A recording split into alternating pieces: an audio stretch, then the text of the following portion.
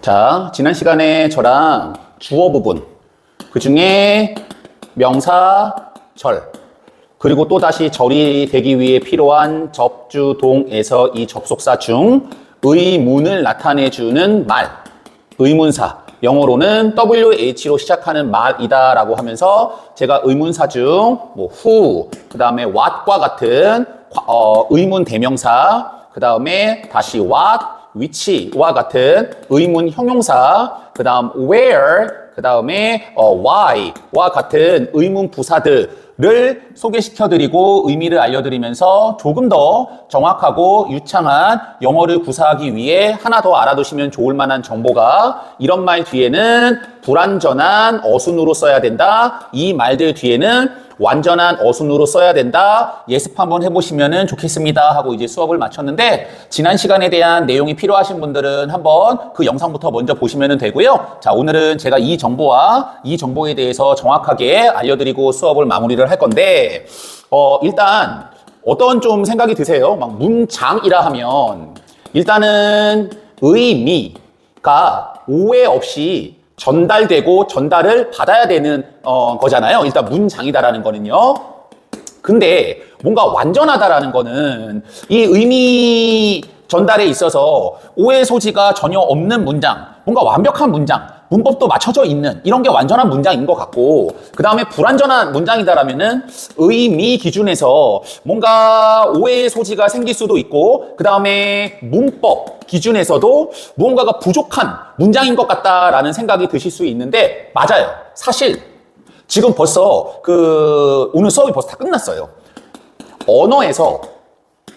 언어의 어떠한 문장에서 영어에서 말하는 완전과 불완전이다라는 거에 대한 기준은요, 지금 우리가 한번 살짝 알아봤던 것처럼 의미 기준이든 문법 기준이든 중요해요. 다시 한번 갈게요. 첫 번째, 의미를 기준으로 두던, 그 다음 문법을 기준으로 두던, 오해 소지나 어떠한 문법, 어순, 그 다음에 문법적 정보에 대한 부분이 완벽한 부분은 완전한 문장이라고 그러고, 부족한 부분은 불완전한이다라고 하는 게 맞는데, 여기까지 보면은 충분히 이해가 될 것 같은데 왜 이게 헷갈리는 상황이 벌어질 수 있고, 그래서 왜 궁금증이 생기는 사람들이 있을 수 있냐? 자, 한번 보세요.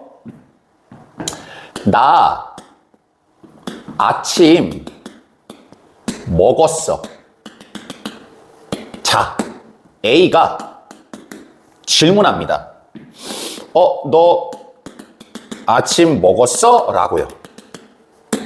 자, 이 질문에 대한 답변을 한다고 가정했을 때, 나 아침 먹었어 라는 정보는 완전한 정보이죠? 그죠? 네. 너 아침 먹었어? 나 먹었어. 뭘 먹었어? 아침 먹었어라는 이 질문에 대한 내용과 의미 기준으로 보았을 때, 이 정보에 대한 내용과 문법 기준으로 보았을 때 주어에 해당되어지는 동사, 이 동작에 해당되어지는 목적어, 대상이 모두 들어있으므로 이거는 완전한 문장 맞아요. 여기까지 이해되셨죠? 네, 근데 이렇게 한번 가볼게요. 다시 똑같은 질문이에요. 너 아침 먹었어? 라고 질문했어요. 근데 이번엔 B가 이렇게 대답합니다. 먹었어. 헐. 자, 완전한 문장일까요? 불완전한 문장일까요? 과연 이 대화에서 이 문장을 보고 불완전한 문장이다 라고 대답할 사람이 있을까요? 없죠? 왜냐? 너 아침 먹었어? 응, 먹었어 라고 대답했을 때 우리가 수십 년 살아오면서 충분히 자연스럽게 답할 수 있는 문장이기도 하고, 굳이 여기에 나 아침이라는 정보를 말하지 않아도 문맥이라는 게 주어져 있기 때문에 영어로 한번 가볼게요. 그냥 일반적인 거로요. Did you eat breakfast? 그랬더니 B가 yes. Did로 물어봤기 때문에 D로 대답하겠습니다. I did. 라고 대답을 했을 때에 I라는 주어와 did라는 동사가 있는데 did, 무엇을 했다. 여기서 가리키는 did는 이시고 무엇을 먹었다인데 이 did, 먹었다에 해당되어지는 정보인 breakfast를 뒤에다가 적지 않아도 전혀 상관이 없죠. 그죠? 근데 이 문장은 완벽한, 완전한 문장 맞아요. 뭐 때문이냐? 문맥이라는 게 주어진 의미 기준에서는 그래요. 됐죠? 자, 다시 한번 정리해 드릴게요. 완전과 불완전이다라는 말에 이 개념에 제가 오늘 완벽한 기준을 잡아드리려고 하는데 그 기준은 두 가지로 나눠서 보시면 된다. 그 첫 번째가 바로 의미 기준인데 이때에는 조건이 있어요. 어떤 조건이 있냐? 주어라는 정보가 빠지거나 목적어라는 정보가 빠진다 하여도 다시 말해 정보가 하나, 둘 빠진다 하여도 완전한 기준으로 보려면은요 문맥이라는 조건이 있어야 돼요. 내지는 상황이라는 조건이 있어야 돼요. 제가 조금 전에 보여드렸던 예문처럼요. 그런 경우에는 빠져 있어도 완전한 문장이 되어질 수 있어요. 이해됐어요? 네. 그러면 선생님, 문맥이나 상황이 주어졌는데도 불완전한 문장으로 볼 경우에는 어떤 경우예요? 네. 그때에는요. 쉽게 말해 의미 전달이 안 되는 거죠. 뭐 예를 들어서 다시 A가 얘기를 합니다. 너 아침 먹었어? 라고 했을 때 B, 네. 이것도 완전한 문장 맞아요. 네. 근데 문맥이 주어졌는데 나 여기까지만 했어요. 무슨 말이냐? 목적어도 없고 동사도 없는 무언가가 빠져있는 문장이에요. 근데 너 아침 먹었어? 나? 네, 이 문장만으로는 충분한 정보를 전달할 수 있나요? 없나요? 문맥이 있음에도 불구하고요. 없죠? 네, 이런 거는 불완전한 문장으로 봐야죠. 쉽게 말씀드려서요. 의미 기준으로 본 완전과 불완전은요. 말이 되냐? 말이 안 되냐?로 기준을 잡으시면 됩니다. 여기까지 이해되셨죠? 좋아요. 근데 일반적으로 어떠한 글이나 아니면은 학생분들이 보는 시험은 조금 전에 제가 말씀드렸던 그 기준으로 완전과 불완전이 나눠지지는 않아요. 조금 더 아까 그 정보보다 확실한 기준점을 두고 시험을 보게 되고 글을 우리가 작성을 하게 되어지는데 그 기준이 바로 두 번째 문법 기준이에요. 자, 지금부터 영작을 정확하게 할 거다. 말을 조금 더 정확하게 전달을 할 거다. 시험을 기준을 두고 나는 영어를 공부하고 있다. 그때의 완전과 불완전에 대한 개념을 정확하게 적용을 하고 싶다라면은요. 의미 기준보다는 문법 기준으로 가는 게 좋아요. 네. 이렇게 바라보고 공부를 하셔야 되는데요. 자, 문법 기준으로 완전과 불완전을 바라보시려면은요. 어렸을 때 배웠던 5가지 형식이라는 배경 지식이 필요해요. 저는 이게 수십 년이 지났어도 아직도 영어 문법을 공부하는 데 있어서는 필요한 내용이라고 생각이 드는데 가볍게 제가 한번 정리해 드릴게요. 어떤 한 학자가 영어의 수많은 문장들을 보았더니 이 문장은 주어하고 동사만 있어도 말이 되어지네. 새 한 마리가 날아다녀요. 괜찮죠? 개 한 마리가 자고 있어요. 네, 괜찮죠? 이런 식으로. 근데 어떤 문장은 주어하고 동사만 있었더니 말이 안 되네. 주어를 보충 설명해주는 말이 있어야 되네. 예를 들어서 나는 입니다. 이번엔 말이 안 되죠? 나는 학생입니다. 말 되죠? 다시 나는 입니다. 말이 안 되죠? 나는 부모입니다. 네, 이번에는 말 되죠? 이런 식으로 주어를 보충 설명해주는 말까지 있어야지 말이 되네. 근데 이번에는 주어하고 동사하고 보어가 아니라 목적어가 있어야지 말이 되네. 자, 다시 나는 먹었어요. 말이 안 되죠? 그 문장만으로는요. 문맥 없이요. 네, 근데 이번엔 나는 피자를 먹었어요. 어때요? 말이 되어지죠? 자, 이런 식으로 영어 문장을 문법적으로 좀 분석해 봤더니 주어라는 정보와 동사라는 정보와 목적어라는 정보와 보어라는 정보의 기준에서 이 말들이 어떤 말들이 있어야지 하나의 문장만 보았을 때 충분한 의미를 다시 한번 가요. 되게 굉장히 중요한 말 나왔어요. 이 정보들로만 가지고 하나의 문장, 문맥 없이 하나의 문장만을 보았을 때 충분한 정보를 전달해 줄 수 있는지를 1부터 5가지의 형식으로 나눈 것이 바로 5형식. 5가지 형식이라는 문법인데 아직까지 이 문법은 영어에 문장이 적용이 되어지기 때문에 알고 계시면 굉장히 도움 많이 되어지는데, 자, 정리해 드릴게요.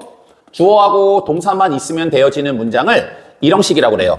다시 한번 이해 갑니다. 지진이 일어났어요. 말 되죠? 물이 흐릅니다. 예, 말 되죠? 독수리 한 마리가 날아다닙니다. 네, 말 되죠? 1형식이에요. 2형식 갈게요. 주어하고 동사만으로는 안 되고요. 주어를 보충 설명해 주는 말이 필요해요. 나는 입니다. 말 안 되죠? 나는 변호사입니다. 예, 이번엔 말이 되죠? 이런 문장이에요. 세 번째 문장이 있는데 어떤 사람이 이제 3형식이라고 불렀죠? 주어하고 동사만으로는 안 되고요. 목적어까지 있어야 돼요. 자, 나는 봤어요. 말이 안 되네요. 나는 영화를 봤어요. 네, 이번에는 말이 되죠? 다음, 네 번째, 주어하고 동사만으로는 말 안 되고요. 누구에게 무엇을 이라는 정보까지 있어야지 충분한 의미를 전달할 수 있는 문장을 4형식이라고 해놨는데요. 나는 주었습니다. 그에게 나의 폰을요. 말 되죠? 마지막 5번째 문장인데요. 주어하고 동사만으로는 말이 안 되고요. 목적어도 있어야 되고요. 이번에는 얘처럼 주어를 보충 설명하는 게 아니라 목적어를 보충 설명하는 말이 있어야 돼요. 나는 보았습니다. 그가 수영하는 것을요. 본 거는 나죠? 근데 이번엔 수영하는 거는 그죠? 네, 이 말을 보충 설명하죠? 네, 그래서 얘를 목적 보어라고 부르는데 이거를 5형식이라고 해놨어요. 자, 무슨 말이냐? 아까 완전과 불완전이다라는 제가 기준을 드리면서 첫 번째, 의미 기준은 조건이 있었어요. 어떤 조건이 있었냐? 문맥이나 상황이라는 조건이 있었어요.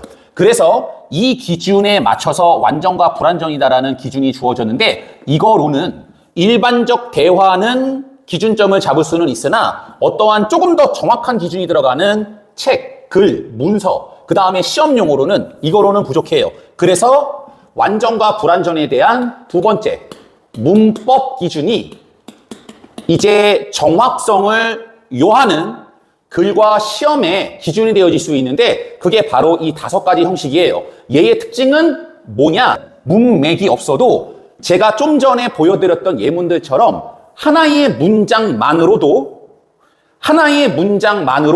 충분히 완전하다, 불완전하다라는 거를 알아볼 수가 있죠. 다시 한번 보여드릴게요. 제가 예문을요.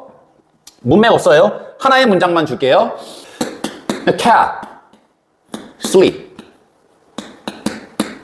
고양이 한 마리가 자고 있습니다. 어때요? 충분한 의미가 다 전달되어지죠? 앞뒤 문맥이 없죠? 이것만으로도 완전한 문장이다라고 볼 수 있죠? 다시 가요.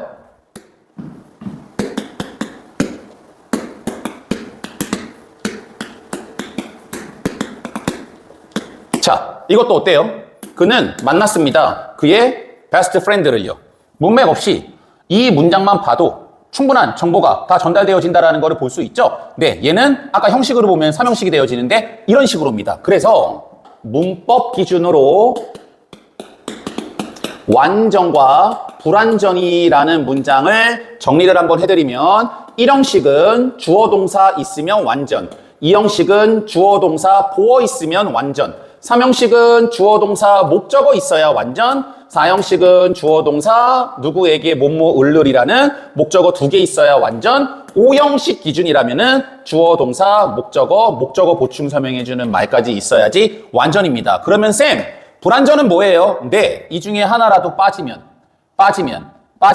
불완전입니다. 완전, 불완전, 완전, 불완전, 불완전, 완전, 불완전, 불완전, 불완전, 불완전, 불완전, 완전, 불완전, 완전, 불완전, 완전, 불완전, 완전, 불완전, 불완전, 불완전, 불완전, 완전, 완전, 완전, 완전, 불완전, 불완전, 완전, 완전, 불완전, 완전입니다. 네. 되셨어요? 네. 그렇게 되어지고, 자, 제가 여기에서 하나만 더 꿀팁 드리고 오늘 수업 마칠 건데, 그리고 이 부분에 대해서 지난번에 우리 배웠었던 의문사 있죠? 네, 거기에다가 이제 적용을 시켜드릴 건데요. 쌤, 제가 주어하고 동사로 문장을 적거나 말을 하고 여기에다가 필요해서 명사를 하나 더 넣고 싶어요. 그럼 혹시 그냥 명사만 쓰면 돼요? 라고 질문하는 학생들이 가끔 있는데 굉장히 중요한 질문이에요. 한번 보세요. 강아지 한 마리가 자고 있어요. 침대. 강아지 한 마리가 자고 있어요.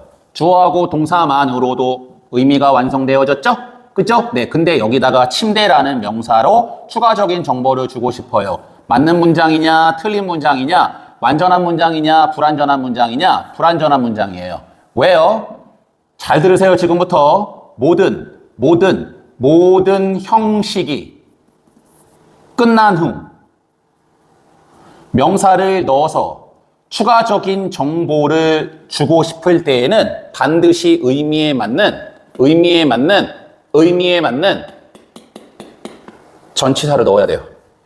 무슨 말이냐? A dog sleeps. 침대 위에서 자고 있다 한다면은요, on 넣어줘야 돼요. 넣어줘야 돼요. 자, 다시 한번 가요. 이 형식은 주어하고 동사하고 보충 설명하는 보어 들어가는 거라고 그랬잖아요? 근데 여기서 문장이 완성됐어요. 근데 명사를 넣어서 추가적인 정보를 전달하고 싶어요. 이대로는 쓸 수 없어요. 이건 불완전하며 잘못된 문장이에요. 그럴 땐 어떻게 되냐? 의미에 맞는 전치사를 반드시 넣어주셔야 돼요. 자, I am afraid까지 갈게요. 나는 입니다. 두렵습니다. 주어, 동사, 보어. 형식 기준으로 주어, 동사, 보어. 이 형식 기준으로 완전한 문장입니다. 근데 여기에서 개라는 명사를 넣고 싶어요. 즉, 나는 무서워요. 개가 무서워요 라는 정보를 넣고 싶을 때에는요, 이대로 쓸 수 없어요. 의미에 맞는 전치사를 넣어줘야 돼요.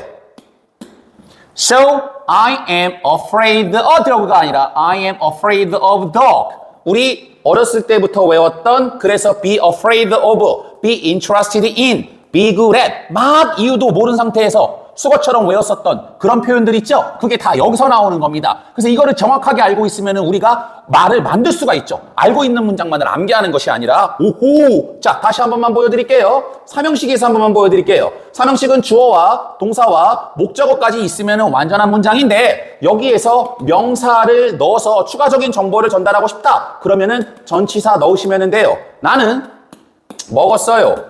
저녁을요. 나의 친구들과 주어, 동사, 목적어, 나의 친구들 명사와 with 넣어주시면 돼요. 선생님, 그랬더니 갑자기 잠시만요. 저 조금 알 것 같은데 하나 더 궁금한 게 생겼어요. 그러면 제가 여기다가 명사를 또 쓰고 싶은데요? 그래서 문장을 점점 길게 하고 싶은데요? 그러면 여기다가 전치사 의미에 맞는 거 또 넣으면 되나요? 잘하셨어요. 맞아요. 나는 먹었어요. 저녁을요. 나의 친구들과 in my house. 나의 집에서 또 넣으면 돼요. 명사를 넣으려면요. 그래서 영어를 보다 보면 주어 나오고 동사 나오고 뭐 목적어나 보어 같은 문장들이 나온 다음에 이 뒤에 자꾸 전치사들이 계속 붙어 있는 거예요. 네. 그 이유가 제가 오늘 알려드린 이 이유 때문인 거죠. 오늘 제가 조금 이론이 길었는데 한 번이고 두 번이고 반복해서 보시면서 궁금한 점 있으시면 저한테 꼭 질문 남겨주시면 제가 친절히 답변해 드릴 텐데요. 잠깐만 정리해 드리면 오늘은 제가 완전과 불완전에 대한 기준을 잡아드렸어요. 의미 기준과 문법 기준이 있다 라는 거 정리해 드리면서 이 문법 기준에서 형식이라는 것도 알려드렸고 이 형식이 다 끝난 후 명사를 넣어서 추가적인 정보를 전달할 때에는 전치사를 넣으면서 문장을 점점점 길게 만들 수도 있다까지 한번 전달해 드렸는데 내용이 조금 많으니 오늘은 한번 복습 충분히 한번 해보신다라면은 분명히 저번에 갖고 계셨던 그 영어 실력보다 훨씬 더 많이 조금 성장한 영어 실력자가 되어져 있지는 않을까 하는 생각이 드는데요. 네, 오늘 정말로 수고 많으셨습니다. 여기까지만 할게요.